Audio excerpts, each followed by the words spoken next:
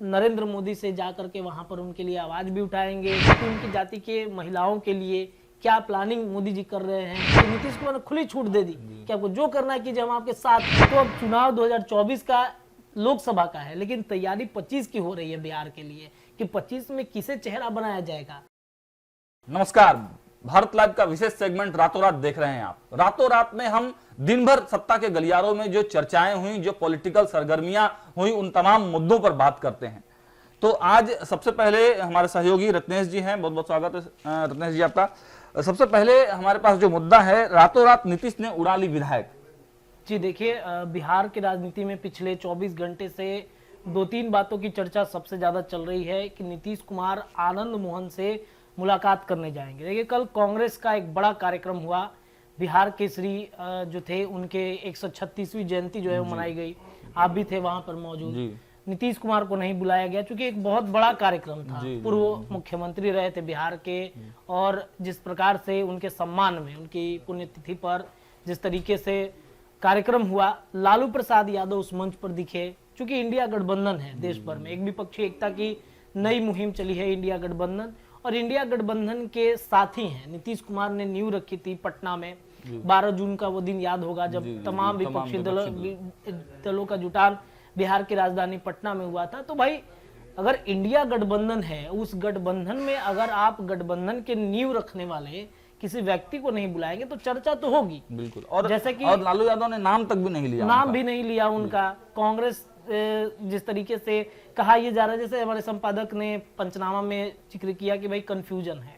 3-4 बातें ऐसी हैं कि क्या लालू प्रसाद, क्या कांग्रेस ने नीतीश को निमंत्रण नहीं भेजा, क्या कांग्रेस ने निमंत्रण भेजा तो नीतीश कुमार स्वीकार नहीं किए, क्या नीतीश कुमार उस मंच पर नहीं जाना चाहते थे। कांग्रेस को लेकर के जो अभी विवाद इस वक्त मचा हुआ है कि जिस तरीके से नीतीश कुमार ने मध्य प्रदेश के चुनाव में अपने 5 प्रत्याशी जो हैं वो उतारे हैं कांग्रेस के खिलाफ में। पहले सीट मांगते हैं तो नहीं मिलती है, और अब उन्होंने एकाएक प्रत्याशियों के नाम सब कुछ फाइनल कर दिए। तो कांग्रेस से नीतीश कुमार की जो दूरियां हैं, एक तरीके से कहें तो वो बढ़ती चली जा रही हैं। नजदीक होना चाहिए, इंडिया गठबंधन बना है, नरेंद्र मोदी को कुर्सी से हटाना है, इस बात की चर्चा जब से बिहार में महागठबंधन की सरकार बनी है तब से चल रही है। लेकिन इंडिया गठबंधन, मान लीजिए कि कांग्रेस अगर कार्यक्रम करता है तो उसे इंडिया गठबंधन ही मानेंगे, क्योंकि लालू प्रसाद यादव को बुलाया जाता है। नीतीश कुमार नहीं आते हैं, नीतीश कुमार नाराज तो जरूर होंगे। नीतीश कुमार देखिए बड़े शांत तरीके से चीजों का बदला लेते हैं। किस तरीके से वो बदला लेते हैं वो सबके सामने पता है। दर्शक भी इस बात को जानते हैं कि नीतीश कुमार साइलेंट किलर है, कब क्या फैसला लेंगे किसी को पता नहीं चलता है।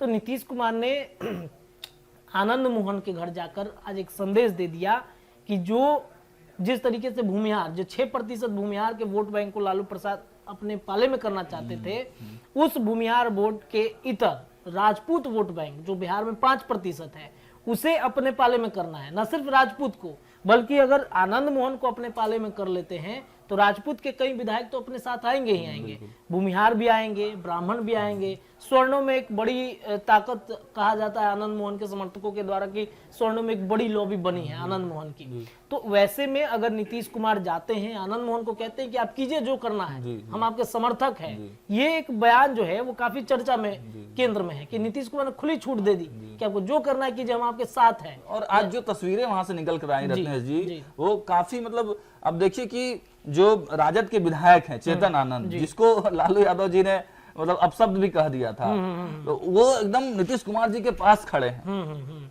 तो कहीं ना कहीं देखिए, चेतन आनंद के माध्यम से अब ये संदेश दिया जा रहा है, आनंद मोहन के माध्यम से संदेश दिया जा रहा है कि भाई अगर आप एक तरफ जा रहे हैं तो हमारा भी इधर दबदबा कम नहीं है, हम भी इधर से आपके विधायक को तोड़ सकते हैं। तो आनंद मोहन को जिस तरीके से उनके घर में जाकर प्रतिमा का अनावरण करना हो, आनंद मोहन को ताकत देना हो, उनका कहना है कि भाई हम आपके साथ हमेशा खड़े हैं, आपको जब जैसी जरूरत पड़े वैसे कीजिए। नीतीश कुमार को भाई बताते हैं आनंद मोहन कि भाई इन्होंने मुझे जेल से निकलवा दिया, अब समर्थन जो है वो करना चाहिए। तो नीतीश कुमार ने कहीं ना कहीं विधायकों में एक पकड़ राजपूत वोट बैंकों में बनानी चाहिए आनंद मोहन के इशारों पर। तो इसी विषय पर कहीं ना कहीं चर्चाएं तेज होंगी कि नीतीश कुमार ने विधायकों को उड़ा लिया, कई विधायकों को अपने पाले में करने की वो कोशिश लगातार कर रहे हैं। तो कहीं ना कहीं यही एक बात है कि नीतीश कुमार अब एक जो सामान्य वोट बैंक है बिहार में, जो 15% जातिगत जनगणना के आने के बाद आई है, तो उस पर नीतीश कुमार की निगाहें जो है वो टिक गई हैं। तो इसीलिए नीतीश कुमार बार बार जा रहे हैं, आनंद मोहन से मिल रहे हैं, बातचीत हो रही है। अब देखते हैं आगे क्या कुछ प्लानिंग करके नीतीश कुमार बढ़ेंगे। नहीं तो क्या लग रहा है, मतलब डेट का क्या फ्रेम है, लग रहा है टाइम फ्रेम क्या लगे आपको? देखिए उनके बेटे तो कहते हैं कि आनंद मोहन एक बड़ा कार्यक्रम करेंगे, एक मंच तैयार होगा, जनवरी में महाराणा प्रताप की जयंती मनाई जाएगी। आपको याद होगा पिछले साल उनके संजय सिंह जो थे उन्होंने मनाया था एक बार 2021-22 के आसपास में उन्होंने मनाया था। तो बड़ा मंच तैयार होता, उसी मंच से नीतीश कुमार ने ऐलान कर दिया कि क्या मांगते हो, जाओ तुम्हारी मांग पूरी करेंगे, हम बातचीत चल रही है आनंद मोहन के परिवार से, हम छुड़वा देंगे। वो मंच से उन्होंने ऐलान कर दिया था। तो आज देखिए उस मंच से ऐलान उन्होंने किया और फिर उस मंच पे जाएंगे जनवरी महीने में। तो अंशुमान जो है उनके बेटे हैं, वो कहते हैं कि जदयू में जाने का फैसला हम उस दिन करेंगे। लेकिन देखिए मुहर लग गई है, जदयू में पूर्ण रूप से आ चुके हैं आनंद मोहन। आज के जो कार्यक्रम हुए हैं सहरसा में, इस बात का प्रमाण है कि जदयू में आनंद मोहन की एंट्री हो गई है। अब सर्टिफिकेट मिलना, जो नियुक्ति पत्र बांटेंगे नीतीश कुमार, तो सर्टिफिकेट बांटना एक मंच से जो है वो बांट देंगे उनके परिवार को। आनंद मोहन के साथ साथ राजपूत वोट बैंकों पर जो स्वर्ण लगातार लालू प्रसाद यादव के पाले में कही जाती है कि है कांग्रेस के पाले में, तो उसमें कहीं ना कहीं नीतीश कुमार सेंधमारी कर रहे हैं आनंद मोहन के माध्यम से।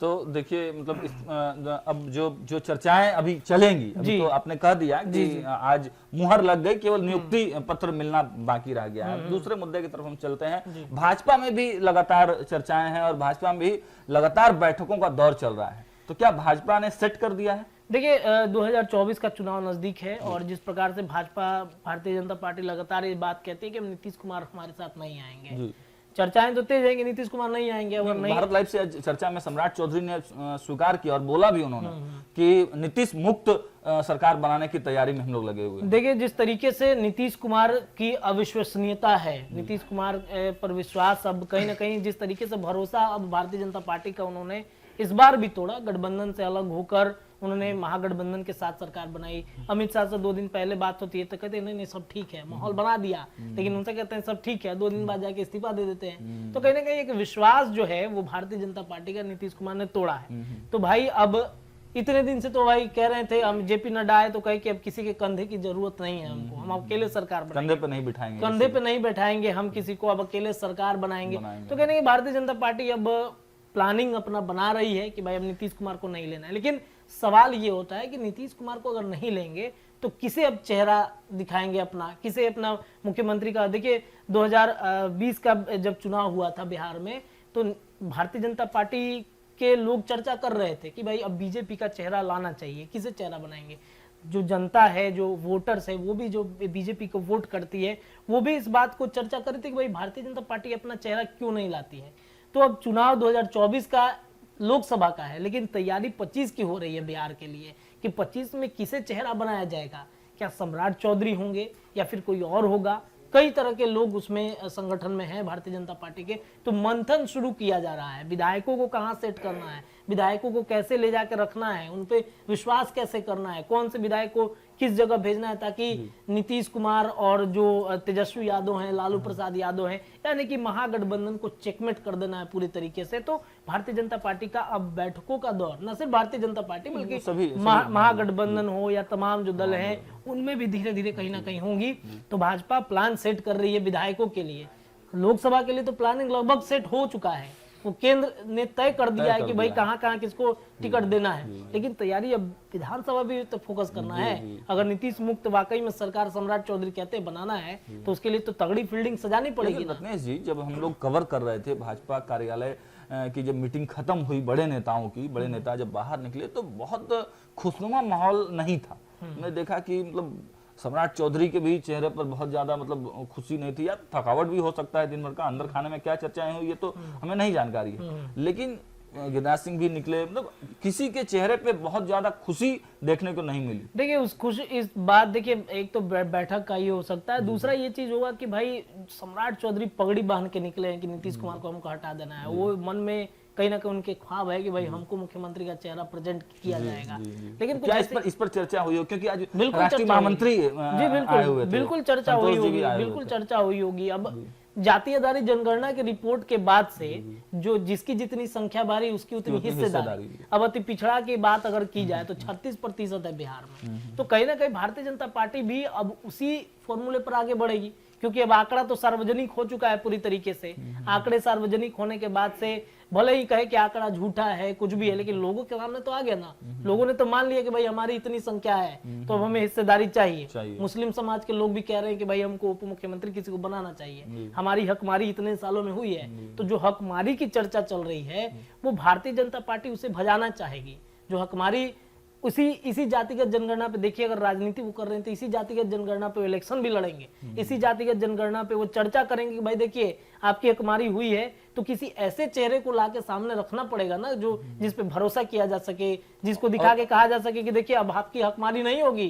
भारतीय जनता पार्टी आपके हकमारी को आपका सम्मान के साथ रखेगी, उस जाति व्यवस्था में सेट करने वाला वो व्यक्ति सेट करने वाला होगा। तो ऐसे में सम्राट चौधरी जो ख्वाब पाल के रखे हुए हैं, शायद उनके ख्वाब में पानी भी फिर सकता है। ये देखिए अंदर की बात है, क्या बैठक में हुआ है वो तो समय के बाद पता चलेगा। लेकिन जैसा कि आप बता रहे हैं, आप थे वहां पर, बहुत खुशनुमा माहौल नहीं था, सम्राट चौधरी उदास दिख रहे थे, तो कहीं ना कहीं इशारा मिल गया होगा। अब देखते हैं आगे क्या कुछ प्लानिंग होता है, लेकिन तैयारी तो शुरू हो गई है। चेहरा भी हो सकता है कि जो महामंत्री हैं या फिर तमाम जो लोग हैं, केंद्र के लोग हैं, वो सेट कर दिए हैं कि बीजेपी से किसे मुख्यमंत्री का चेहरा बनाना है। जैसे यूपी में किया, अचानक से योगी आदित्यनाथ को लॉन्च कर दिया। तो भारतीय जनता पार्टी भी, लेकिन योगी की तरह चेहरा भी था बिहार में, उस तरह का कोई चेहरा दिखता नहीं है भारतीय जनता पार्टी। दिखता नहीं है, लेकिन कहीं ना कहीं से तो सेट करना पड़ेगा ना किसी को। अब अति पिछड़ा हो या फिर ओबीसी हो या फिर मुस्लिम हो, कौन बनेगा, इस पर चर्चाएं जो है वो तेज होगी। प्लान तो सेट हो चुका है भारतीय जनता पार्टी का जी। अब हम लोग अगले मुद्दे की तरफ चलते हैं अपने। देखिए जब से महिला आरक्षण बिल आया है तब से एक चर्चा चलने लगी है अति पिछड़ा समाज में कि अति पिछड़ा महिलाओं को भी सम्मान देने की बात। तो विद्यापति चंद्रवंशी लगातार इसको एक मुहिम की तरह देख रहे हैं और आज उन्होंने आक्रोश मार्च भी निकाला। जी देखिए, विद्यापति चंद्रवंशी, सही कहा आपने, जब से जाति आधारित जनगणना की रिपोर्ट आई है, अति पिछड़ा की जब भी बात हो रही है, जैसे कि इसके पहले में हमने बताया जिसकी जितनी संख्या बारी उसकी इतनी हिस्सेदारी। तो इस बात को लेकर विद्यापति चंद्रवंशी ईबीसी से आते हैं, जिस तरीके से वो आवाज उठा रहे हैं ईबीसी समाज के लोगों के लिए। देखिए वो है तो ईबीसी समाज से, लेकिन चर्चा वो सभी जातियों के करते हैं। जब भी आप उनसे बात करेंगे या फिर उनका इंटरव्यू करेंगे तो वो सभी जातियों को लेकर करेंगे। लेकिन चूंकि ईबीसी समाज से आते हैं तो भाई उनका भी तो हक चाहिए ना उनको। तो इसके लिए महिला आरक्षण बिल जो पास हुआ, उस पर जिस तरीके से महिलाओं को लेकर के बातें हो रही हैं कि अब सदन में कौन से महिलाएं जाएंगी, राजद के कई विधायकों ने, अब्दुल वारिस सिद्दीकी ने कई तरह की बातें कही। तो उस पर कहीं ना कहीं अब केंद्र सरकार से भी वो जवाब मांग रहे हैं कि भाई स्पष्ट कीजिए स्थिति की क्या होगी, तभी तो हम आपका समर्थन कर सकेंगे। विद्यापति चंद्रवंशी, एक चीज हम आपको बता देते हैं, बीजेपी के समर्थित है, वो भाजपा के समर्थन करते हैं, लेकिन वो जवाब आज भारतीय जनता पार्टी के कार्यालय में मतलब जाने का प्रयास उन्होंने किया। उन्होंने कहा भी कि हम लोग वहां कवर कर रहे थे, तो उन्होंने कहा कि हम यहाँ के जो प्रदेश अध्यक्ष सम्राट चौधरी से मिलकर राष्ट्रीय अध्यक्ष के पास हम बात ये पहुंचाना चाहते हैं, लेकिन भाजपा कार्यालय को बंद कर दिया गया उनके जाने के बाद। वीडियो भी, क्योंकि देखिए बीजेपी भाजपा कार्यालय इसलिए बंद किया गया, आपने बताया बैठक चल रहा है, सब लोग वहाँ मंत्री पहुंचे हुए हैं, एक सांसद और विधायक वहां पे पहुंचे हुए हैं। तो बैठक के बीच में अगर इस तरीके से बातें होती हैं तो हो सकता है सम्राट चौधरी के पास उनका फोन गया हो विद्यापति चंद्रवंशी के पास कि भाई आइए बैठ के बात करते, क्या मुद्दा है, हम आपके और हजारों की हुजूम थी इनके पास, हुजूम थी। तो कहीं ना कहीं वो अति पिछड़ा महिलाओं के लिए वो आवाज उठा रहे हैं, भारतीय जनता पार्टी के खिलाफ में है और नरेंद्र मोदी से जाकर के वहां पर उनके लिए आवाज भी उठाएंगे। क्योंकि वो कहते तो सब पार्टी के लोगों के बात करते हैं, लेकिन कहीं ना कहीं जो उनकी जाति है, हिस्सेदारी वाली बात यहाँ पर भी आती है कि उनकी जाति के महिलाओं के लिए क्या प्लानिंग मोदी जी कर रहे हैं, बताइए, स्थिति स्पष्ट कीजिए, तब हम आपके समर्थन में करेंगे। तो इसके खिलाफ में कहीं ना कहीं वो प्रदर्शन कर रहे थे। काफी दिनों से इनका प्लानिंग चल रहा था, जब से महिला आरक्षण बिल आया तब से वो प्लानिंग कर रहे थे।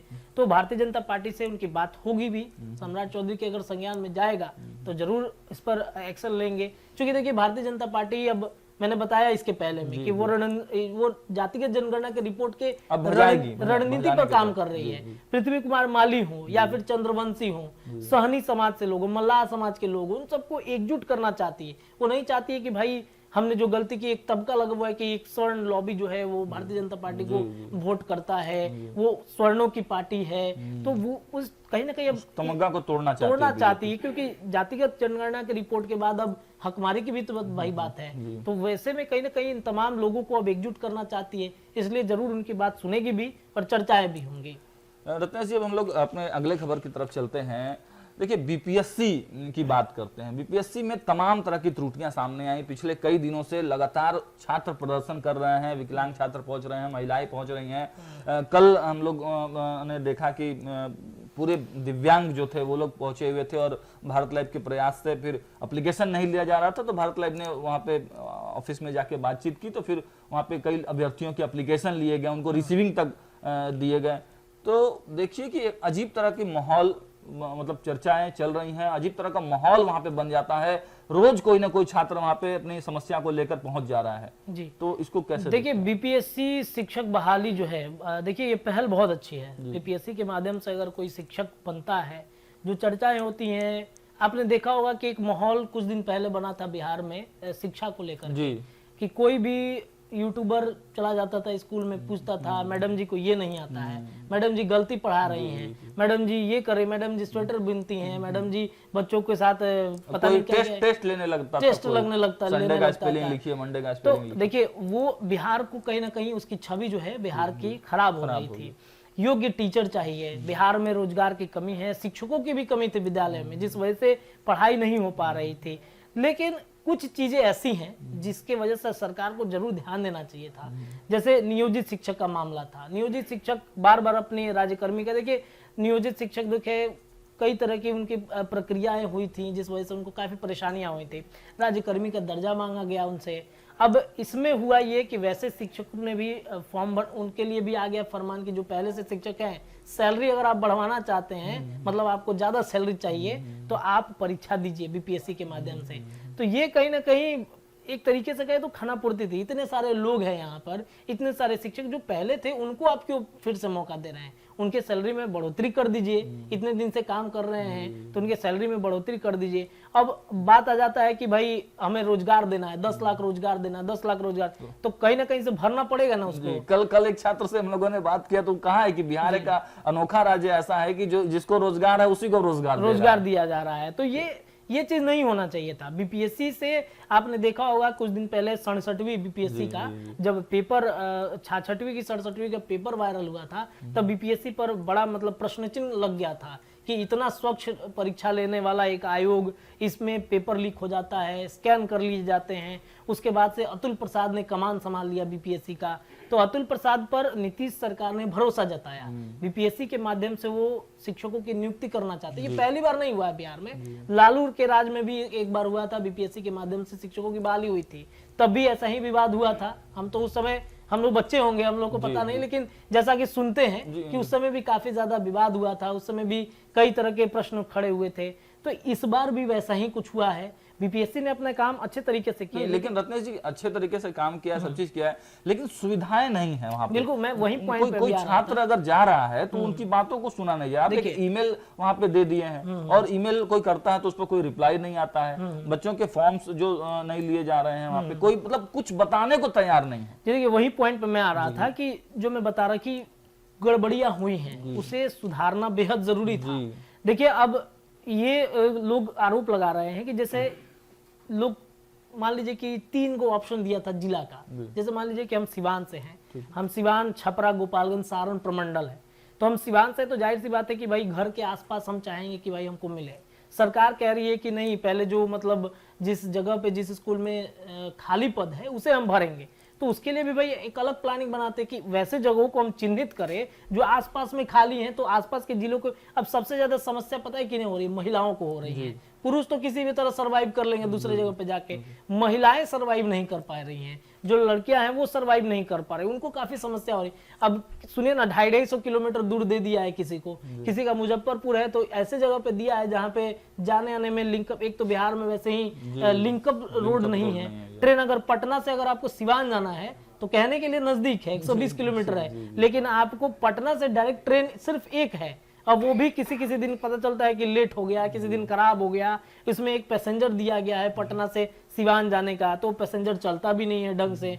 छपरा वपरा कनेक्टिविटी की बहुत समस्या है बिहार में अभी भी। नीतीश कुमार कहते हैं कि हमने सभी जिला को राजधानी से लिंकअप कर दिया है, लेकिन लिंकअप ढंग से हुआ नहीं है। छपरा सिवान में चल जाइए, ढंग से पटना का लिंकअप नहीं है। बस पकड़ेंगे तभी आप आ पाएंगे, ट्रेन से तो आप आएंगे नहीं। तो ये जिला की एक समस्या थी, प्लस ऐसी ऐसी समस्याएं। ये देखिए दूसरे चैनल पे कई लोग इंटरव्यू दे रहे थे, कह रहे थे कि भाई हमारा जो है हम स्टेट सीटेड क्वालिफाई भी नहीं है, हमारा रिजल्ट आ गया है, हमारा 4 बार वेरिफिकेशन हुआ है डॉक्यूमेंट्स का, फिर भी किसी ने ध्यान नहीं दिया, तो हम खुद छोड़ रहे हैं ये नौकरी ताकि बाद में हमको समस्या ना हो। तो ये सारी गड़बड़ियां, तो ये एक बड़ा प्रश्न चिन्ह खड़ा करता है बीपीएससी पे, भाई कि ऐसी गलतियां हो कैसी गई। तमाम जो अधिकारी उसमें लगे हुए हैं, तमाम जो लोग उसमें लगे हुए हैं, तो ये गलतियों को कैसे सुधारा जाएगा। हालांकि जब छात्र ने आंदोलन किया, आपने देखा दिलीप कुमार को कैसे छात्र नेताओं ने धक्का मार के निकाला गया था। तो हालांकि छात्रों के आंदोलन के बाद बीपीएससी ने बहुत हद तक सुधारा है। देखिए अब नियुक्ति पत्र को, नियुक्ति क्या था कि भाई कौन सा स्कूल मिलेगा, कौन से लोगों के बीच में उत्सुकता थी, तो एक सॉफ्टवेयर तैयार किया गया। उस सॉफ्टवेयर के माध्यम से उसे अब एक एक करके चीजें की जा रही हैं। लेकिन गड़बड़ियां आखिरकार क्यों? बार बार एक ही चीज बिहार में सवाल खड़ा होता है कि अभ्यर्थियों को परेशान करने के बाद इस तरीके की चीजें क्यों होती हैं? पहले ही क्यों नहीं व्यवस्था को सुधार लिया जाता था कि अभ्यर्थी, अब बताइए विकलांग छात्र जो पहुंचे थे, आपने कवर किया, उन्हें लाठी मार के भगा रहा है, कहते कि मरमाहत करने वाली वो। बिल्कुल, ये काफी गलत है, ऐसा नहीं होना चाहिए। सरकार को इन सब चीजों पर ध्यान देना चाहिए कि भाई एक तो विकलांग है बेचारा, अपनी समस्या लेकर यहाँ पे पहुंच रहा है। अब कट ऑफ की जहां तक चर्चा हो रही थी, पहले कट ऑफ रिजल्ट आया तो कट ऑफ दिया नहीं गया, कट ऑफ बताया नहीं गया कि इतना कट ऑफ जा सकता है। उसके बाद रिजल्ट जारी होने के बाद कट ऑफ जारी होता है, रिजल्ट जारी होने के बाद कट ऑफ जारी होता है, पता चलता है कि उसमें कुछ लोगों का 1 नंबर से छूटा है, किसी का हो गया है, कट ऑफ में आ रहा है। हाँ, ये समस्या बहुत ज्यादा है। कट ऑफ में आने के बाद भी उसका वो रिजल्ट नहीं आया। तो भाई ये कैसा मतलब। एक लड़की बहुत दूर से आई थी, मुझे याद नहीं है, मैं कवर कर रहा था, तो बोली कि एक ओटीपी नहीं आया, तो क्या एक ओटीपी नहीं आया तो नौकरी नहीं मिलेगा। तो देखिए की छोटी छोटी समस्याएं, तो ये समस्याएं थी। तो कहीं ना कहीं जो छात्र शिक्षक संघ के लोग हैं वो अब इस पर आपत्ति जता रहे हैं। मामला कोर्ट में जाएगा, कोर्ट में जाएगा तो फिर से मामला पेंडिंग होगा, कहीं छात्रों की जिंदगियां बनेंगी, कहीं की बर्बाद हो जाएंगी। तो यही सब मामला बिहार में बीपीएससी को लेकर के फिलहाल चल रहा है। तो देखा आपने आज का रातों रात किस प्रकार का था, किस प्रकार पॉलिटिकल जो चर्चाएं दिन भर चली, और जो बीपीएससी की बातें रत्नेश जी बता रहे थे आपको कि किस प्रकार की चर्चाएं बीपीएससी के जो छात्र अभ्यर्थी कर रहे थे, और जो बीपीएससी के जो अधिकारी हैं वो क्या कर सकते हैं, वो क्या करेंगे आगे, इन सभी बातों पे चर्चा हुआ। फिलहाल आप देखिए कि राजनीति किस तरह से करवट लेती है। नीतीश कुमार जी गेम सेट करने के लिए पहुंचे, भारतीय जनता पार्टी उनका गेम सेट करने पे लगी हुई है, लालू प्रसाद यादव अलग गेम सेट करने पे लगे हुए हैं। तो ये सभी तमाम पॉलिटिकल चर्चाएं चलती रहेंगी। हम आपको लगातार खबरों से अपडेट करते रहेंगे। आप तमाम खबरों को देखने के लिए जुड़े रहिए भारत लाइव के साथ। बहुत बहुत धन्यवाद। अगर ये वीडियो पसंद आई और वह बिहार के राजनीति और बिहारियत से सरोकार रखेनी तो सब्सक्राइब बटन दबा के चैनल के सब्सक्राइब कर ली। ओजे एगो घंटी बा, ओकरा बटन दबा देला से कुल सटीक और मारक खबर रुआ मुफ्त में मिल जाई। अगर रुआ पत्रकारिता के हमनी के नया प्रयोग में सहयोग कर चाहतानी तो ज्वाइन बटन दबा दी। पेटीएम नंबर नोट कर ली 9386816700। धन्यवाद।